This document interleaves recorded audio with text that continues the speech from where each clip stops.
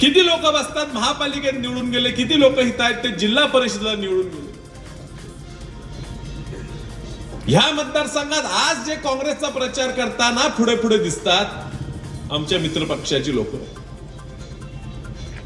ती ह्या महापालिकेत भाजप बरोबर युती करून काय म्हणतात, कुठली महाआघाडी, कुठली सत्ता आणलेली महाआघाडी नावानं ह्या महापालिकेवर भाजपचा प्रवेश त्या लोकांनी करू दिला.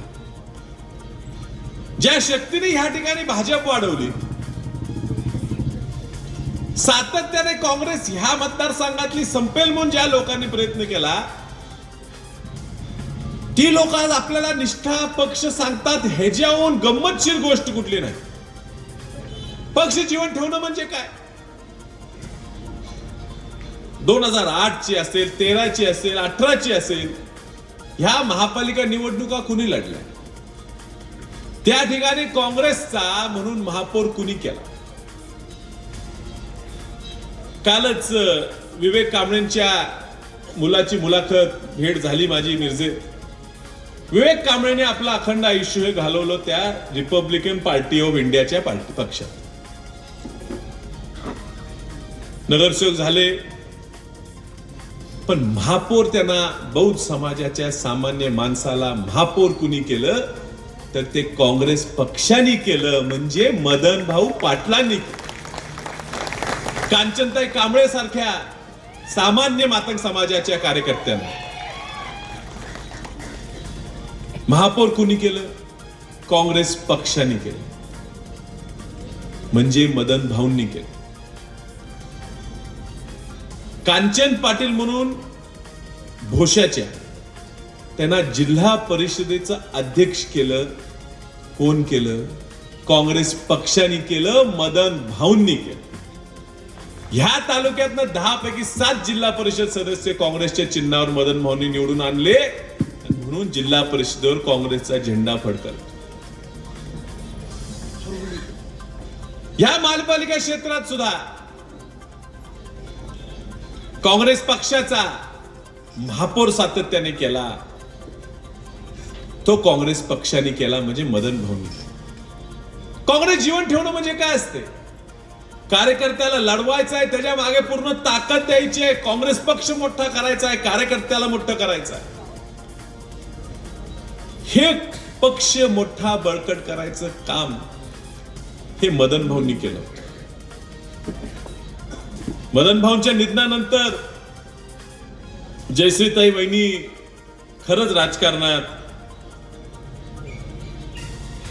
इच्छुक नव्हते, हे खरं आहे, वस्तुस्थिती आहे. आज ही कदाचित माझी इच्छा त्यांनी करायची, ही निवडणूक लढावी अशी नव्हती, कारण मला माहिती आहे अपक्ष लढायला किती अडचणी आहेत, किती आरोप आपल्यावर होतात, आणि ह्या सगळ्या आरोपातनं आमच्या कुटुंबातल्या महिलेने जावं अशी माझी इच्छा नव्हती, आणि मी त्यांना विनंतीही केली होती. पण वहिनींचा हिशोब खूप सोपा होता. तर मला काहीतरी पाहिजे असतं तर मी घेतलं असतं पद. माझा नवरा आमदार होता, MLC होता, खासदार होता, मंत्री होता, काहीतरी घेतलं असतं, महामंडळ घेतलं असतं, जिल्हा बँक चेअरमन झाले असते, जिल्हा परिषद अध्यक्ष झाले असते, महापालिकेला मीच महापौर झाले असते, माझ्या पोरींना केलं असतं. केलं का? दोन्ही पोरींची चांगल्या ठिकाणी लग्न लावून पाठवून दिलं. स्वतः कुठलं पद मागितलं नाही, काही अपेक्षा ठेवली नाही. ह्या निवडणुकीत सुद्धा माझी वहिनींची चर्चा झाली. मी या ठिकाणी सांगतो, माझं वहिनींचं ठरलं. वहिनी पण मला म्हटल्या जे झालं तर विशाल चुकीत झालं, पण मी आता अर्ज भरणार नाही, आपण थांबूया. मी सांगितलं वहिनी आपण थांबूया. कार्यकर्ते आले, बसू दिलं नाही, गिन्हेला सही घेतली, परस्पर जाऊन फॉर्म भरून आला. त्या म्हटल्या लोकांच्या इच्छेपुढे काही नाही. मी जगले ह्या लोकांनी. तुम्ही वहिनी मला सांगितलं, वहिनी म्हटलं अरे विशाल, माझा नवरा मेला त्या दिवशी माझं जग संपलं असं मला वाटत होतं, माझं आयुष्य संपलं असं वाटत होतं. कार्यकर्ते उगीच म्हणतात की वहिनीने आधार दिलाय, खरं नाही. वहिनी म्हणतात आहो मी तुम्हाला नाही, तुम्ही मला आधार दिला म्हणून माझं पूर्ण नवीन आयुष्य म्हणून मी आज जगते, हे तुमच्यासाठी जगते. मग हा आधार देणारा कार्यकर्ता, हा आम्हाला जवळणारा कार्यकर्ता जर मला लढ म्हणत असेल तर मी निकालाची चिंता करत नाही, मी लढणार. म्हणून आज त्या लढतात. निवडणूक मदन भाऊ वारले, महापौरची निवडणूक लागली आणि तुम्ही सगळे हाय येतात, प्रत्येकाला हाऊस आहे एकदम, समाज हे ते बोलतात, बोला काय अडचण नाही. पण ह्या ठिकाणी मी स्वतः सुद्धा एका वेगळ्या उमेदवारासाठी महापौर पदासाठी इच्छुक होतो आणि आम्ही सुद्धा नगरसेवक सोबत घेऊन बाजूला गेलो की ह्या वेळेला महापौर आम्ही म्हणेल तोच झाला पाहिजे.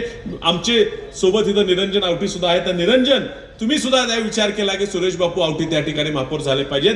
आपण जवळजवळ 40 नगरसेवकांपैकी 36 नगरसेवक हे हारुनभाईंच्या विरोधात होते. लोकांनी धर्म पेळायचा प्रयत्न केला, जात पेळायचा प्रयत्न केला. खुलं जागा आहे, ओपन आहे. ओपन मध्ये मुस्लिम समाजाला कसं काय तुम्ही देऊ शकता? ओपनला द्या, ओबीसी आल्यावर बघू.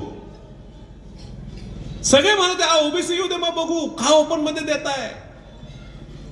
ही महिला राजकारणात नव्हती, नवरा वारला तुमच्यामुळे आली. पण त्यांना एवढं कळते की कार्यकर्ता मी बघते त्याची जात आणि मी धर्म बघत नाही.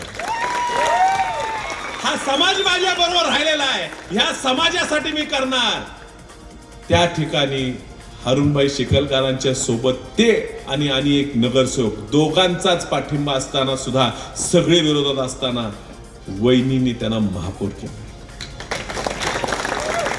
आज खंत वाटते की त्याच समाजातले काही लोक जर वहिनींवर आरोप करणार असतील की तुम्ही भाजप बरोबर जाताय, ह्याच्यासारखं दुर्दैव नाही. काही आरोप करा, बरोबर का चूक म्हणा, पण तुमची राजकीय पोळी भाजण्यासाठी ज्यांनी आजपर्यंत काँग्रेस जीवन ठेवली आणि ह्याच्या पुढे